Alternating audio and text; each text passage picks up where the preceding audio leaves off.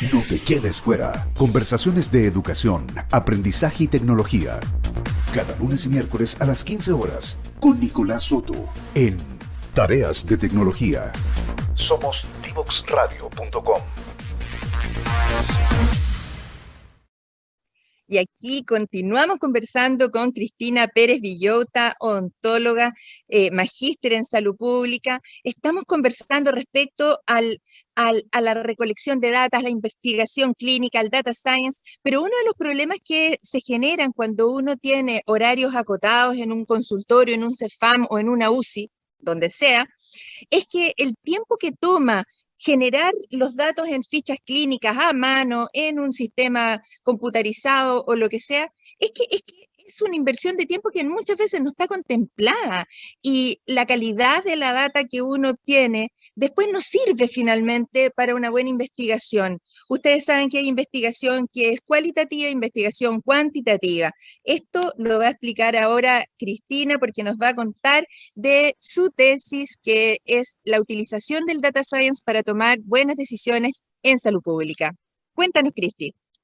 Bueno, mi tesis del Magíster de Salud Pública consistía en que era es una tesis cualitativa, ¿cierto?, de recolección de datos por una revisión sistemática y como era primera vez que se hacía esto, es de carácter exploratorio y descriptivo al mismo tiempo. Entonces, yo aquí lo que hice fue revisar muchos papers, elegir los mejores según algunos criterios y esos fueron los que pude tomar para hacer la tesis. Entonces, sí, es primera vez que se hace esto en Chile, fue bastante loco, pero ¡Felicitaciones! pero la Sí. idea es, gracias, pero la idea es que esto pueda ser un aporte para la toma de decisiones de políticas públicas y en eso estamos, ahí tratando de llevarla a cabo.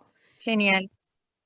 Una de las cosas que yo pensaba era, ¿quién es la persona que decide, por ejemplo, tener en un vacunatorio, en un CEFAM, 6 horas de fila a unos viejitos con 2 personas vacunando cuando sabemos que toda esa gente se tiene que vacunar? Era mejor tener 12 vacunadores en simultánea para que esas filas no se generaran o no esperaran al sol las 6 horas.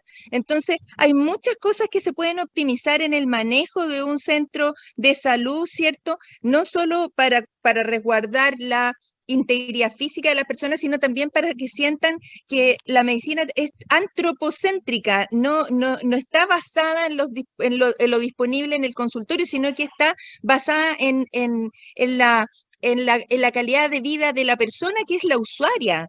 Entonces, Exacto.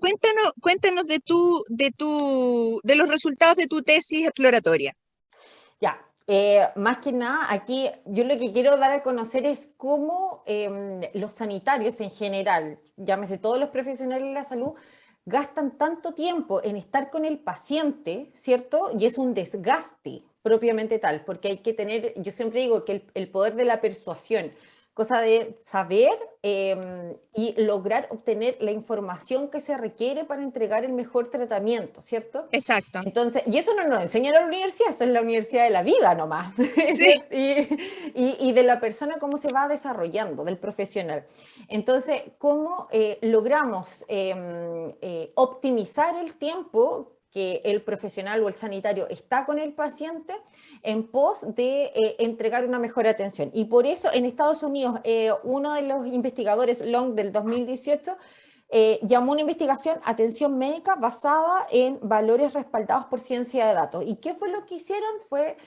Tomaron algunas de las especialidades médicas como medicina general, medicina familiar, cardiología y ortopedia. Fue esta cosa muy al azar. Y estas especialidades trabajaban 15 horas semanales en un hospital, ¿ya? Ya. Entonces, lo que hicieron fue darse cuenta de que dentro de esta jornada semanal, ellos utilizaban 12 horas de registros clínicos. 12 horas de registro. 12 horas de registros clínicos. Estas 12 horas podían incluir y se iban desglosando en 2,7 horas, que esto es como lo interesante, tomando 2,7 horas, 0,5 horas solamente en revisión de informes. Y yo creo que hasta me quedaría corta. Sí. 0,7 horas en seguimiento de especificaciones. 0,8 horas en recolección de datos. Igual yo creo que se quedan cortos. Y 0,7 en transmisión de datos. Qué importante, la transmisión de los datos. Sobre todo yo me decía a mí misma, cómo el profesional le entrega la información a los parientes, o cómo el profesional le entrega la información a la mamá, porque cuando van los niños, y también cómo nosotros nos cercioramos de que los familiares entiendan las indicaciones que el profesional le da. Entonces, desde ahí ya ahí es un gasto de tiempo, entre comillas, y un desgaste también para el profesional. Entonces, ¿cómo hacemos esto un poco más amable? ¿Cómo ayudamos a los sanitarios a que no se desgasten tanto y sí se concentren en dar solución a un buen tratamiento o un buen seguimiento de este paciente que tiene una enfermedad? Entonces, por ahí yo creo que va la cosa. Es como también nosotros los profesionales de la salud nos empoderamos en decir, oye, por favor, necesitamos Es nuestra responsabilidad, claro. Y necesitamos la ayuda. Y la ayuda en el sentido de, ¿qué pasa con las universidades? Aquí, vengan a trabajar acá para que podamos sacar algún piloto. Hey, señor ministerio, no digo ministro, señor ministerio, porque va mucho más allá. ¿Cómo también hacemos que estos programas o estos software conversen entre ellos? Conversen desde la APS hasta los hospitales, o de la APS a la atención secundaria, o incluso desde la APS hasta el sistema privado, porque eso pasa muchísimo, de los pacientes que se atienden en atención primaria, no encuentran hora o no hay especialistas, ¿cierto? Y se van hacia el sistema privado, y ahí la información se pierde, viceversa, para los dos lados. Ahora, yo te quiero primero felicitar porque sacar adelante una investigación cualitativa en un mundo en que la investigación cuantitativa es la que la lleva, es un mérito gigante. Yo quiero contar una pequeña experiencia que nosotros hicimos por ahí por los años 2000, en lo que yo estaba muy interesada en saber cómo le comunicábamos los médicos a las familias que el paciente estaba a punto de morir en la UCI, o sea, que estaba en términos de fin de vida. Y cuando le dábamos la información a la familia, había un interno de medicina mirando el proceso, y cuando terminaba el proceso de dar esa información sensible, o sea, yo le estaba diciendo a la persona que estaba falleciendo su paciente, uno de los internos se iba con el doctor, uno de los internos se iba con la familia y les preguntaban las mismas cosas y no coincidían la emisión del lenguaje, la comprensión, el contenido. Incluso si tú le preguntabas, ¿se habló de la muerte? Las personas no entendían si se les había hablado de la muerte cuando tú como profesional ocupas otros términos que evitan el verbo morir. Entonces, como que es tan importante esto de la comunicación que quiero relevar la importancia de tu trabajo en esos términos. Pero por otro lado, también es absolutamente relevante si uno va a tomar decisiones, por ejemplo, de vacunación a 18 millones de personas, que ahora con los niños son más N, hay que estimular la investigación clínica en este país, tanto cuantitativa como cualitativa, para ver si esta es una cosa que vale la pena, si vale la pena la inversión, el trabajo, el despliegue, si hay que incorporarlo permanentemente, etcétera.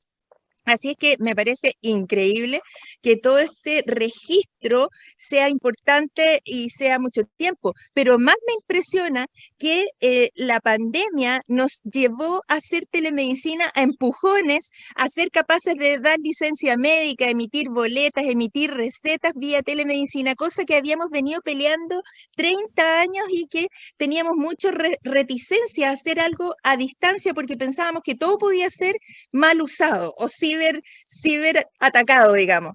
Así es que genial esto de que seamos capaces ahora de utilizar en forma adecuada y tal vez minimizar la asistencia presencial a los consultorios cuando es solamente para ir a retirar el remedio de la diabetes y a la semana siguiente te citan para ir a retirar el remedio de la hipertensión y a la semana siguiente el de la tiroides. O sea, tal vez toda esta información que tú tengas le va a servir al ministerio, ya no al ministro, sino que al ministerio, para decidir movilizar a la persona lo menos posible y hacerle llegar sus medicamentos a su lugar de de domicilio, de trabajo, tal vez, o despachar cada 6 meses, y hay que tenerle confianza a la gente. Aquí, este pensamiento de que los pacientes son como niños y que hay que hablarles como niños y que hay que tener esos cuidados como si fueran personas que no comprenden, tenemos que dar un salto hacia la confianza del usuario. Esto de la comunicación es importante porque también comprende contenidos, forma de la comunicación, la emisión del lenguaje, pero las emociones también. ¿Y encontraste algo de eso en tu tesis? ¿Cómo se reflejaban las aspiraciones de los funcionarios en sus lugares de trabajo? Sí, más que nada lo que yo encontré fue que los profesionales de la salud están pidiendo a gritos ayuda. Y ayuda por el cansancio, por el desgaste que esto significa y porque están preocupados de entregar buenas atenciones a sus pacientes. Esa es la dinámica en general, ¿ya? Ahora, lo otro muy interesante que encontré fue que en Estados Unidos hay un banco de datos, y este es un Big Data en el fondo, del Instituto de Oncología Pediátrica. Y Ya, esto lo que ha ayudado y ha servido, y esto de verdad que yo me saco el sombrero desde ese punto de vista, a que ellos lo que hacen es intercambio de información entre los investigadores en pos de encontrar tratamientos para este tipo de pacientes. Entonces, desde aquí, los distintos tratamientos que se han encontrado ha sido gracias a este banco de datos o a este Big Data, ¿cierto?, del Instituto de Oncología Pediátrica en Estados Unidos, y esta información también se comparte con investigadores a nivel internacional. Por lo ¿y tanto, con Chile? también se ha compartido con También. Chile. Entonces, cuando de repente escuchamos en las noticias, no sé, el niño Pedrito que tiene que viajar a Estados Unidos en busca de un tratamiento, es gracias a eso, a ese banco Ya. de datos de las distintas investigaciones de oncología pediátrica. Entonces, si se hace ahí, ¿por qué no lo podemos hacer nosotros? ¿Por qué tampoco nosotros podemos compartir esta información con otros? Yo creo que, y eso, y ahí vuelvo a la frase inicial, que la información salva vidas. Yo Exacto. creo que esa es la bandera, esa es la premisa para seguir indagando y seguir avanzando en todo el data science para la ficha clínica electrónica. Hoy, mira, yo de verdad que estoy muy emocionada de que esto alguien ya lo haya puesto en papel, porque siempre ha sido nuestra como ideal de cuándo tendremos esta ficha, etcétera, etcétera, etcétera. Pero en este momento tenemos que ser capaces de poner esto en práctica. Tú ya pusiste una primera piedra, el resto tiene que ir colaborando entonces para sacar más aristas. Ya ves cómo tú te motivaste con una primera mirada. Y yo te quisiera pedir en este momento una recomendación. Si tú quisieras hablarle, por ejemplo, a tus alumnos de tu carrera o las carreras de la salud, ¿qué les sugerirías que hicieran siendo todavía alumnos? Y es algo que siempre hago, siempre Ah, los motivo a que sigan estudiando, que la odontología no solo somos dientes, que somos mucho más que eso, que podemos hacer muchas cosas más, que estamos preparados para hacer otras cosas más, y que siempre estudien, que el camino es ese, el camino del conocimiento, pero una de mis premisas es que ese conocimiento también sea devuelto a otras personas, para que sea un win-to-win, ¿cierto? exacto. Creo que desde ahí podemos formar una sociedad un poco más igualitaria, con el acceso a la información para poder tomar las mejores decisiones. Y en ese camino tú ya te ganaste una estrellita en el Paseo de la Fama. Querida Cristina, estoy muy agradecida del tiempo que nos has dado hoy día aquí en The Vox Radio, en nuestro programa Salud para Todos, porque creo que salud no es encontrarle remedios a las enfermedades, es ver todo lo amplio que significa la salud y cómo en algún minuto tenemos que posar nuestra mirada hacia las personas, hacia los usuarios, previniendo las enfermedades, más que poniéndole cierto más tratamientos, tal vez más costosos, y dejando que la gente se enferme. Yo quiero repetir lo que he dicho muchas veces acá, cómo en 15 años se triplicó la diabetes en nuestro país, cómo hay todavía 33% de chilenos y personas que viven aquí que fuman, cómo tenemos los niños más obesos de América. Esto es realmente es una cosa muy importante. Y yo te quiero agradecer y quedas invitadísima cuando tengas más novedades de tus investigaciones a presentarlas en este espacio. Así es que me despido de ti, querida Cristina. Espero tenerte otra vez de invitada por acá y cuando ya se abran las fronteras y podamos viajar, conocernos en persona allá en Concepción. Un beso, un abrazo y nosotros Gracias. vamos a una pausa musical y ya volvemos.